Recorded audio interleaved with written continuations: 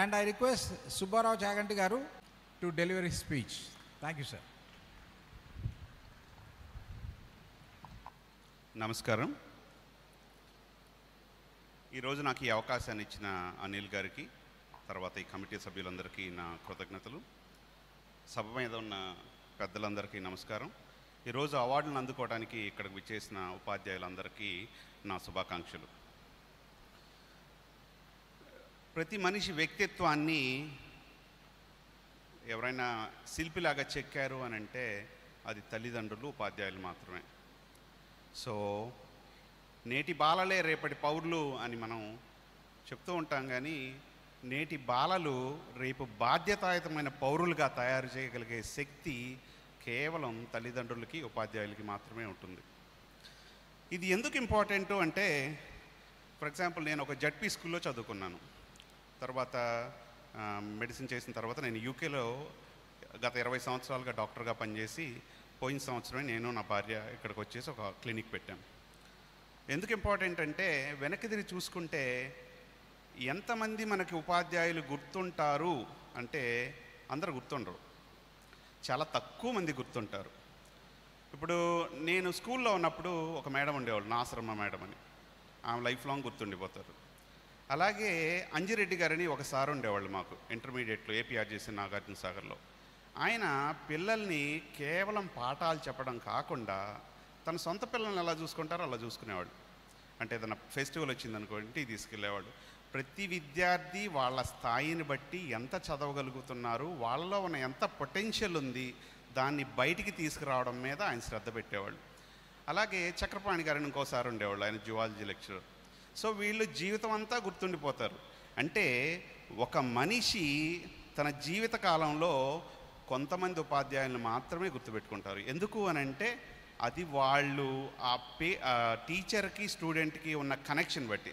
ఇందాక ఇక్కడ శ్రీహరి గారు చెప్పినట్టు, ఒక టీచర్ క్లాస్లోకి రాగానే పిల్లలకి ఆల్రెడీ అర్థమైపోద్ది అసలు ఈ పాఠం వినాలా లేకపోతే మేము ఇంక వేరే పని ఏమైనా చేసుకోవాలా అని.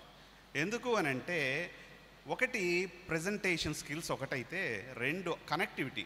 ఆ టీచర్ రాగానే కొంతమంది ఏం చేస్తారంటే కేవలం లెసనే చెప్పి వెళ్తారు. ఆ లెసనే చెప్పినప్పుడు అంత ఇంట్రెస్టింగ్ ఉండదు. లెసన్తో పాటుగా వాళ్ళు ఎందులో అయితే ఇన్వాల్వ్ అవ్వగలుగుతారో, స్టూడెంట్స్ని ఇంటరాక్ట్ చేసేలా కనుక చెప్తే దెన్ వాళ్ళకి ఇంట్రెస్ట్ ఎక్కువ ఉంటుంది. ఇంకా కపుల్ ఆఫ్ థింగ్స్ నేను చెప్పాలనుకుంది ఏంటంటే, సమాజ అభివృద్ధికి ఉపాధ్యాయుల సేవలు వెలకట్టలేనివి. ప్రస్తుతం మన సమాజంలో చాలా మానసిక రుగ్మతలు ఉన్నాయి, మీ అందరికీ తెలిసే ఉంటాయి. ఇప్పుడు కలకత్తాలో జరిగిన ఇన్సిడెంట్ కానీ, ఇలాగ ఉమెన్ అట్రాసిటీస్ కానీ చాలా జరుగుతూ ఉన్నాయి. ఇలాంటి వాటిని రూపుమాపాలి అని అంటే దానికి వర్క్ ఇంట్లో నుంచి మొదలవ్వాలి. ప్రతి తల్లిదండ్రి, తర్వాత ఉపాధ్యాయులు.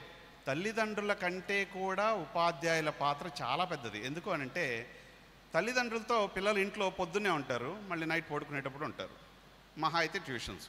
మిగతా టైం ఎక్కడ ఉంటున్నారు? స్కూల్లో ఉంటారు. ఆ తర్వాత ట్యూషన్స్ అని మళ్ళీ టీచర్తోనే ఉంటారు. సో ఒక విద్యార్థి దశలో మోస్ట్ ఆఫ్ ద టైం ఎవరితో గడుపుతారు అని అంటే అది టీచర్స్తోనే.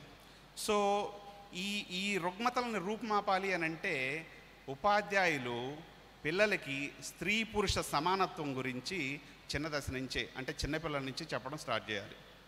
అంటే ఎక్కడ ఆడవాళ్ళు పూజింపబడతారో అక్కడ దేవతలు నివసిస్తారో అని మనం చెప్తుంటాం. కానీ మనం పూజించక్కర్లేదు, గౌరవించండి. కనీసం వాళ్ళని ఎలా చూడాలో అలా చూడాలి. అది టీచర్లు స్థాయి నుంచి కనుక స్టార్ట్ అయితే, ఇప్పుడు కాకపోయినా కొన్ని సంవత్సరాల తర్వాత అయినా ఈ సమాజంలో ఉన్న అసమానతలు, తర్వాత ఈ లింగ వివక్ష, ఈ ఉమెన్ అట్రాసిటీస్ అవన్నీ రూపుమాపడానికి చాలా ఉపయోగం ఉంటుంది. అంటే ఉపాధ్యాయులు తలుచుకుంటే దేశ దశని, దేశ దిశని కూడా మార్చగలుగుతారు. కాబట్టి ఉపాధ్యాయులందరూ ఈ విషయం మీద శ్రద్ధ పెట్టాలని నా మనవి. ఇంకా కొన్ని ఏంటంటే, ఇందాక నేను చెప్పినట్టుగా కేవలం పుస్తకాల్లో ఉన్న పాఠాలే కాకుండా టీచర్స్ ఉన్నత విలువలు, జీవిత పాఠాలు కూడా విద్యార్థులకు బోధిస్తే అప్పుడు ఉపాధ్యాయులు సమాజానికి ఇప్పుడు చేస్తున్న దానికంటే కూడా ఇంకా ఎంతో హితవు చేసినట్టుగా అవుతుంది. మనం చెప్తాం గురు బ్రహ్మ గురు విష్ణు గురుదేవో మహేశ్వర గురు సాక్షాత్ పరబ్రహ్మ తస్మై శ్రీ గురవే నమః అని. అలాంటి గొప్ప సంస్కృతి మనది. అలాంటి సంస్కృతిని కాపాడుతూ కులం, మతం, వర్గం ఇలాంటి వైషమ్యాలన్నిటినీ పారద్రోలేలాగా సమసమాజ నిర్మాణాన్ని స్థాపించడానికి ఉపాధ్యాయులందరూ సమిష్టిగా కృషి చేస్తున్నారు, ఇంకా కృషి చేయాలని నా మనవి. ఇంకొకటి last but not the least, దేశమంటే మట్టి కాదో దేశమంటే మనుషులో అన్నారు శ్రీ గురజాడ గారు.